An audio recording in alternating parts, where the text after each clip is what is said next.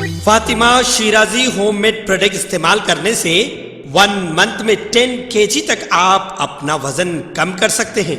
Golden Heights colony, pillar number 213, Rajendra Nagar, Hyderabad. Sach news के बैनुल-अक़वामी खबरनामे में आप सबका इस्तकबाल है। आज की सबसे बड़ी खबर आ रही है, लाइव आ रही है। बाइडेन ने किया है यूक्रेन को घातक हथियार देने का ऐलान, जंग टलने की उम्मीद कम हो सकती है। रूस और यूक्रेन के बीच लगातार 22वें दिन भी जंग जारी है। इस युद्ध में रूस आए दिन यूक्रेन पर और ज्यादा हमलावर होता जा रहा है। वही संकट के बीच 6 देशों ने यूक्रेन में स्थिति पर चर्चा करने के लिए आज UNSC की इमरजेंसी बैठक बुलाई है। वही अंतर्राष्ट्रीय अदालत ने रूस को आदेश दिया है कि वो यूक्रेन पर तुरंत हमला बंद कर दे। अमेरिका राष्ट्रपति जो बाइडेन ने यूक्रेन को घातक हथियार देने का ऐलान किया है। बाइडेन ने अमेरिका की long range anti aircraft system देने की बात भी कही है। उन्होंने कहा है कि अमेरिका यूक्रेन की आजादी के साथ खड़ा है और यूक्रेन के लोगों को हर संभव मदद पहुंचाएगा।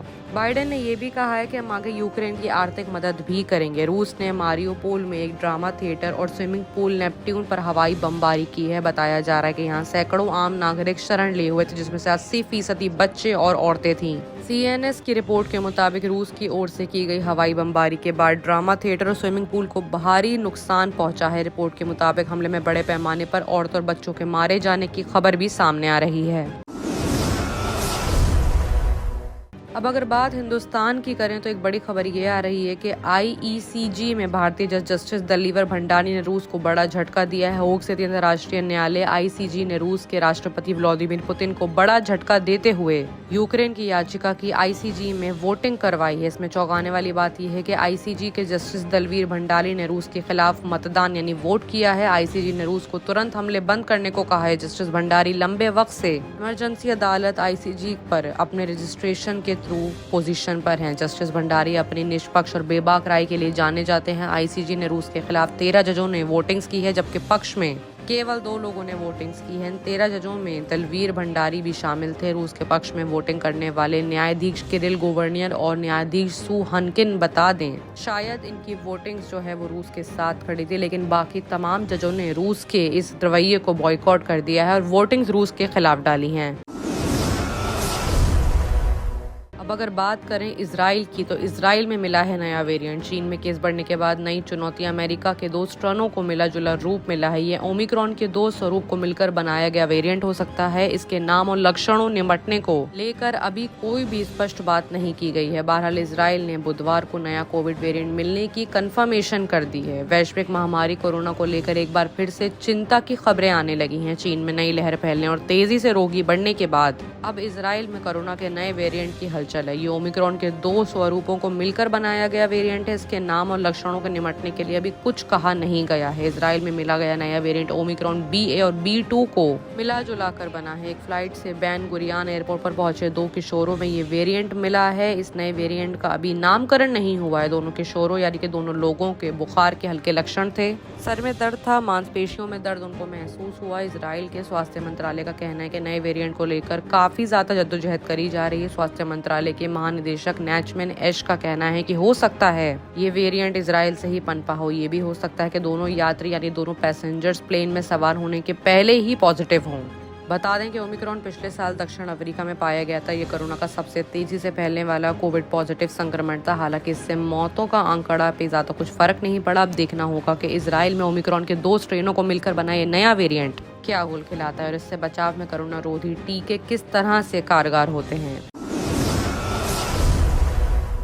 अब अगर बात जापान की करें तो जापान में भूकंप के हाहाकार हुए हैं। 20 लाख घरों में बिजली गुल, चलती बुलेट ट्रेन पटरी से उतर चुकी है। सुनामी की चेतावनी जारी कर दी गई है। जापान में फुकुशिमा शहर में भूकंप आने के बाद राजधानी टोक्यो में भगदड़ जैसी हालात हो गए हैं। लोग अपने घर छोड़कर इधर उधर भागने लगे हैं। कई घरों की दीवारें जो हैं वो धाराशायी हो चुकी हैं। इतना ही नहीं, चलती बुलेट ट्रेन पटरी से उतर गई है। जापान में 7.3 तीव्रता के हिसाब से भूकंप के आने की सनसनी फैल चुकी है। इसके कुछ देर बाद ही सुनामी की वार्निंग जारी कर दी गई। भूकंप के आने के बाद लोगों के बीच दहशत का माहौल है। ताज़ा जानकारी के मुताबिक इस भूकंप में अब तक 4 लोगों की मौत हो गई, जबकि 130 लोग घायल बताए जा रहे हैं। सरकार ने एहतियातन कदम उठाते हुए 20 लाख से ज्यादा घरों की बिजली काटने के ऑर्डर्स दे दिए हैं। भूकंप के बाद उत्तरी जापान में कई शॉपिंग मॉल बुरी तरह से नष्ट नाबूद हो गए हैं। भूकंप की तीव्रता का अंदाजा इस बात से लगाया जा सकता है कि वहाँ चलती बुलेट ट्रेन पटरी से नीचे उतर गई। उस वक्त लगभग ट्रेन में 100 लोग सवार थे। हालांकि इस दौरान किसी को भी कोई जान माल या नुकसान की खबर नहीं आई है। जापान की ईस्ट निपॉन कंपनी के मुताबिक कई एक्सप्रेसवे को आवाजाही के लिए बंद कर दिया गया है। इसके अलावा और भी कई बुलेट ट्रेनों को बंद कर दिया गया है। जापान के मौसम विभाग ने बताया कि देश के उत्तर पूर्वी क्षेत्र में सुनामी का अलर्ट जारी कर दिया गया है। भूकंप के आसार फुकुशिमा के तट पर 3 फुट तक की लहरें उठ सकती हैं। हालात पर नजर रखी जा रही है।